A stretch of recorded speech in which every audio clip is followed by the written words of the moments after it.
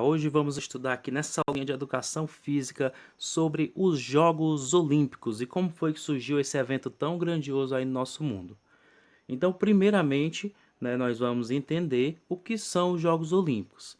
Os Jogos Olímpicos são um evento multiesportivo, que englobam várias modalidades de verão e inverno, em que milhares de atletas participam de várias competições. A gente conhece mais as de verão, mas tem também as de inverno, que são na neve. E aqui algumas características dos Jogos Olímpicos da modernidade.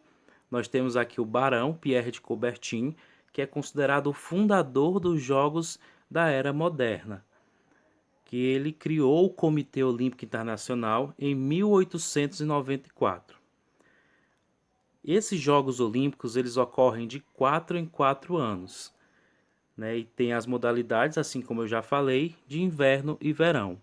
E eles procuram disseminar a paz, a amizade e o relacionamento entre os povos e o espírito olímpico, que são os principais princípios dos Jogos Olímpicos. Então tá aqui, a foto desse carinha aí, que é o Pierre de Fred, que ele ficou mais conhecido pelo seu título nobiliárquico de Barão de Coubertin. E ele foi um pedagogo, historiador francês, que ficou na história, como fundador dos Jogos Olímpicos da Era Moderna.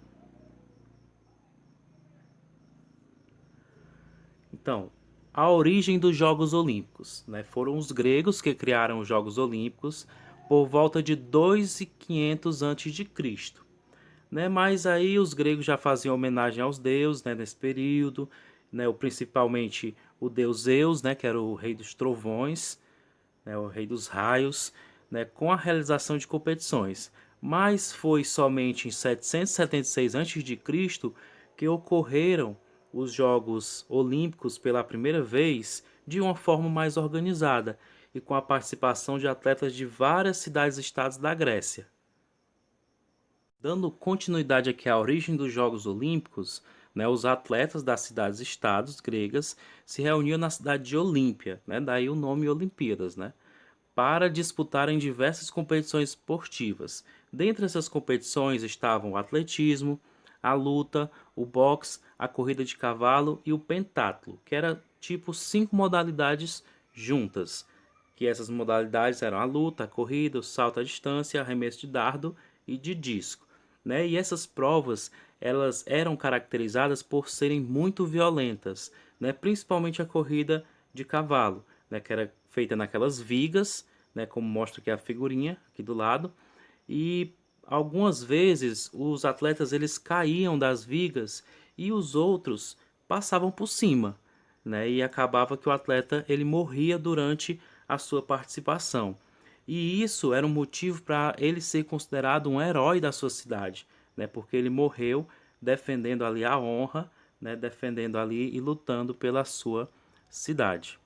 Então os vencedores eles eram recebidos como heróis, então eles ganhavam várias regalias da sua cidade-estado, assim como a isenção de impostos, eles não pagavam mais impostos e eles ganhavam direito dos melhores lugares nos teatros, dos melhores lugares nas apresentações, e também eles ganhavam uma coroa de louros, que é uma coroazinha de folhas, que eles colocavam na cabeça, e às vezes ganhavam litros e litros de óleo de oliva, que era tido como uma moeda da época.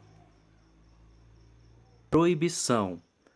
A proibição, quando os romanos invadiram e dominaram a Grécia no século II, muitas das tradições gregas ficaram assim esquecidas e foram deixadas de lado.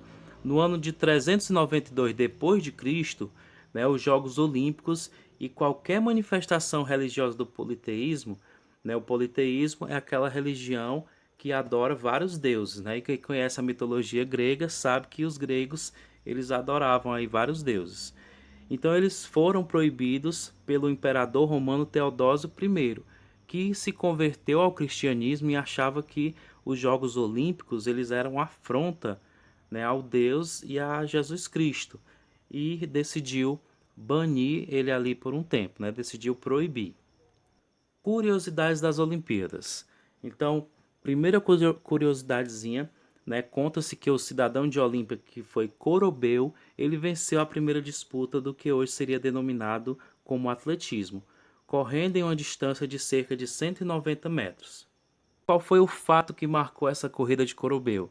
É porque Corobeu ele tirou a roupa e ele correu totalmente nu, né? Ele correu totalmente sem roupa, peladão, né? Porque ele achava que ele estando sem roupa, ele iria ter um desempenho melhor, né? E tanto foi que ganhou a corrida, né? A segunda curiosidadezinha aqui é o lema dos Jogos Olímpicos. O lema dos Jogos Olímpicos continua até hoje, desde a antiguidade até os dias atuais, que é Sitius Altius Fortius, né? Que significa o mais rápido, o mais alto e o mais forte. O mais rápido, o mais alto, o mais forte.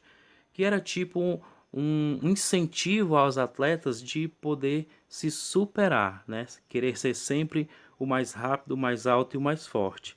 E assim, né, superar os seus limites.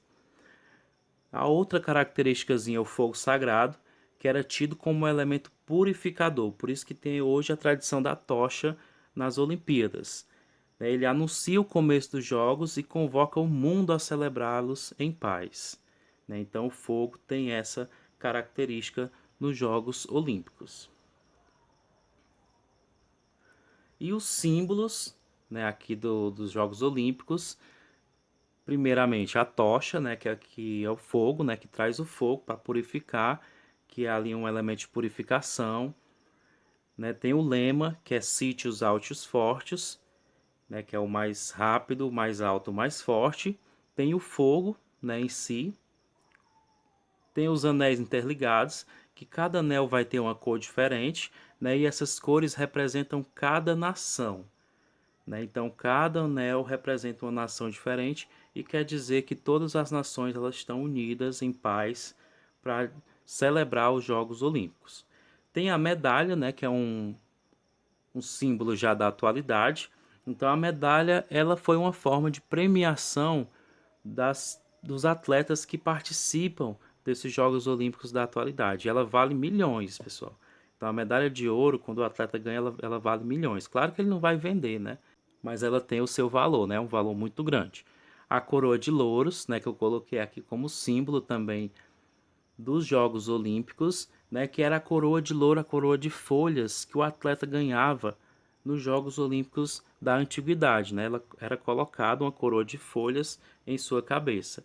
E o Comitê Olímpico Internacional, que também é uma referência e é um símbolo dos Jogos Olímpicos da era moderna.